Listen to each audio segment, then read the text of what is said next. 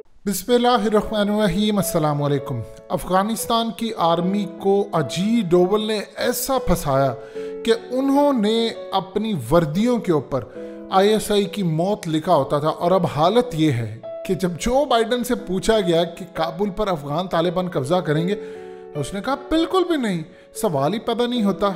उसकी क्या वजह है? उसने कहा जी 3 लाख ट्रेंड फौज हमने रखी है, $90 बिलियन हमने इन पर खर्च किया है, इनको आलात दिए, ट्रेनिंग ली है। ये 3 लाख है, अफगान तालिबान तो सिर्फ 75,000 है, तो 75,000 किस तरह मुकाबला कर सकते हैं? लिहाजा हम क्लियरली कह देना चाहते हैं कि अफगान आर्मी इनको संभाल लेगी। और अफगान आर्मी की हालत ये है, ज़रा मनाजिर आपकी स्क्रीन पर चल रहे हैं। इस वीडियो की अहम डिस्कशन चलती रहेगी, लेकिन इससे पहले आप वीडियो को लाइक करें, हकीकत टीवी को सब्सक्राइब कर लें और बेल आइकन पर ज़रूर क्लिक करें। कि ताजिकिस्तान जो इनके फौजी भागे हैं उनको इन्होंने वापस कर दिया है और वो कह रहे हैं कि निकलो यहाँ से। रशिया असल में पहुँच गया है ताजिकिस्तान और ये दूसरे बॉर्डर्स पर, और उनको जाकर कहा है कि अगर अफ़गानिस्तान से कोई लड़ाई आपके मुल्क में आती है तो हम हैंडल करेंगे। यानी अब रशिया भी कूद गया है। इंटरेस्टिंग सूरत हाल ये है इस वक्त कि अफ़गान तालिबान ने चीन, पाकिस्तान, ईरान, ताजिकिस्तान और जितने बॉर्डर्स लगते हैं उनके अफ़गानिस्तान के साथ तकरीबन सब पर कब्जा कर लिया। और ये वीडियो ज़रा आप देखिए, ये असल में इस वक्त पूरी दुनिया के अंदर हलचल मचा रही है। ये अफ़गानिस्तान का एक झंडा लगा हुआ था और ये ईरान के बॉर्डर पर था और उन्होंने उतार दिया इसको, और अब हर जगह वो झंडे लगा रहे हैं अपने कलमे वाले। इंटरेस्टिंग सूरत हाल ये पैदा हुई है कि रशिया ने कह दिया है कि अमेरिका अपनी शिकस्त खाकर यहाँ से निकला है, और चाइना ने कहा है कि अमेरिका अब अपनी नाकामी का मलबा सब पर डाला है। लेकिन यहाँ पर जो सबसे ज़्यादा इंटरेस्टिंग सूरत हाल है जो अफ़गान तालिबान ने की है, वो उन्होंने काबुल और कंधार की जो हाईवे है और जो चीज़ें हैं वहाँ पर कंस्ट्रक्शन का काम करना शुरू कर दिए। ये तस्वीरें देखिए जो आपकी स्क्रीन पर चल रही हैं। ये असल में इतनी बड़ी डेवलपमेंट है, अमेरिका को इतनी बड़ी शिकस्त है कि वो समझ लीजिए अब वो हुक्मरान बन चुके हैं अफ़गानिस्तान के। उन्होंने वहाँ पर कंस्ट्रक्शन का काम करना शुरू कर दिया है। उन्होंने जगह जगह पर जो टैक्स इन्होंने आयद किए थे उनको कम करके 50% कर दिया है।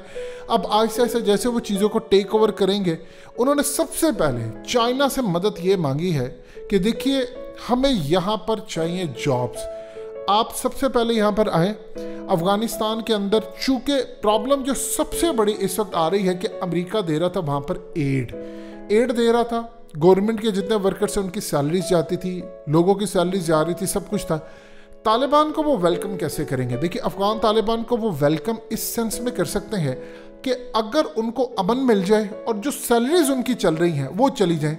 यानी उनको आप जानते हैं कि सरकारी मुलाजमीन जितने भी होते हैं उनको ज़्यादातर होता अपनी सैलरी से, चाहे वो सिफारशी भर्ती हो या मेरिट पर हो, उनको अपनी सैलरी से गर्ज होता है कि उनको सैलरी से मिलती रहे, उनका घर चलता रहे। अगर अफ़गान तालिबान के मामलात में ये सारे नाकाम हो जाते हैं तो वो चाहेंगे अफ़गान तालिबान से कि आप हमारा को बंदोबस्त करें। अफ़गान तालिबान इस वक्त बातचीत कर रहे हैं चाइना से कि हम इक़्तिदार में आते हैं, हमारे पास सबसे पहले पैसे नहीं हैं, आपने काम ये करना है कि आप यहाँ पर एड दें, लेकिन वो कंप्रोमाइज़ करने वाली ना हो। बदले में अफ़गानिस्तान की सरजमीन के नीचे जो चीज़ें हैं हम आपके साथ उसका मुआहिदा करेंगे।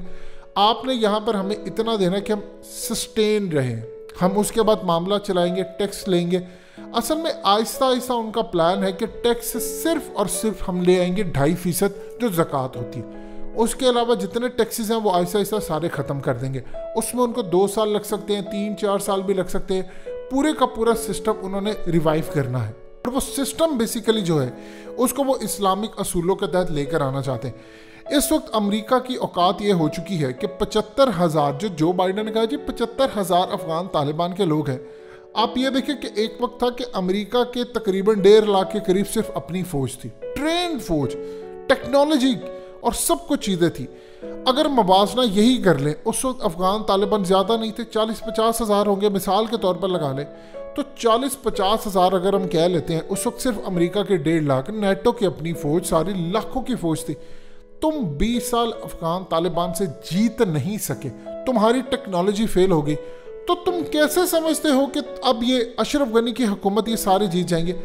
अमरुल्लाह साले उस वक्त वहाँ पर क्या करे, वो पार्लियामेंटेरियंस को गालियाँ निकाल रहा है कि तुम अफगान तालिबान के साथ मिले हो, तुम उनको मुखबरियाँ कर रहे हो, तुम उनको हैंड ओवर करवा रहे फौज। असल में हो ही रहा है कि उनकी जो फौज है वो धड़ाधड़ हैंड ओवर करती जा रही है। देखिए मुराल उनका गिरा हुआ है।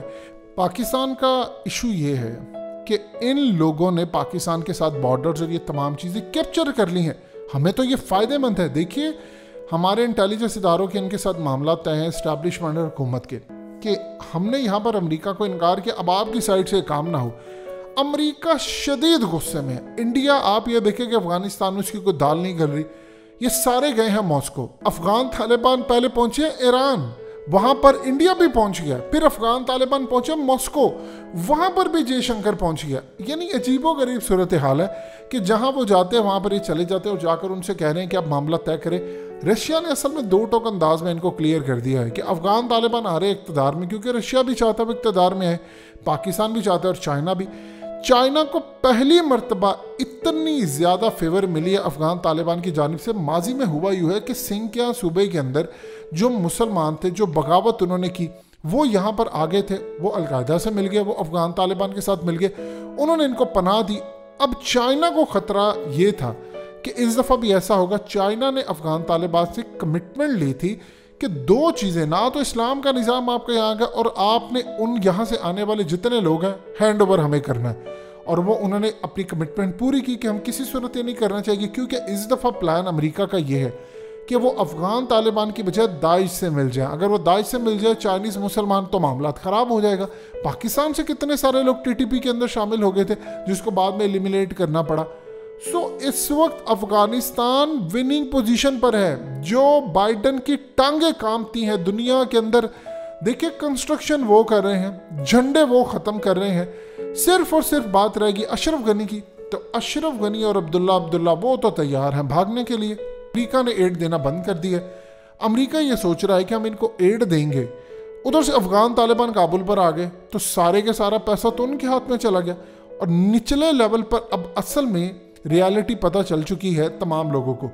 वो सिर्फ इतना चाह रहे हैं कि निज़ाम चलता रहे। अब अफगान तालिबान ने सिक्योरिटी देना शुरू कर दी है। उन्होंने चाइना को कहा हम आपको सिक्योरिटी देंगे, आप इन्वेस्टमेंट करें, आए यहाँ पर रहे, हम आपको सिक्योरिटी देंगे।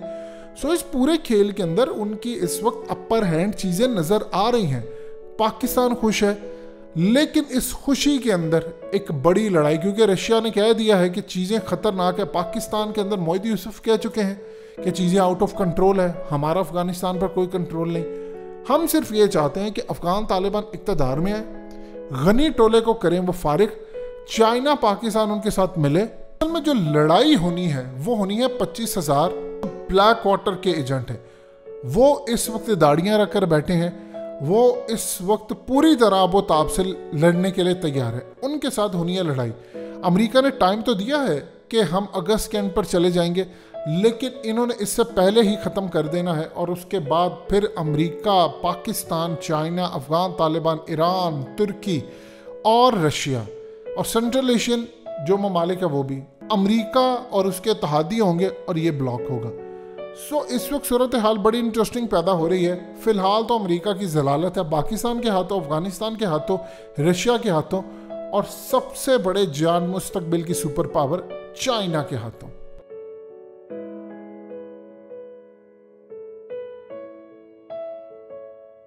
हकीकत टीवी को सब्सक्राइब करना मत भूलें, वीडियो को लाइक करें, शेयर करें और कमेंट सेक्शन में अपनी राय का इजहार ज़रूर करें।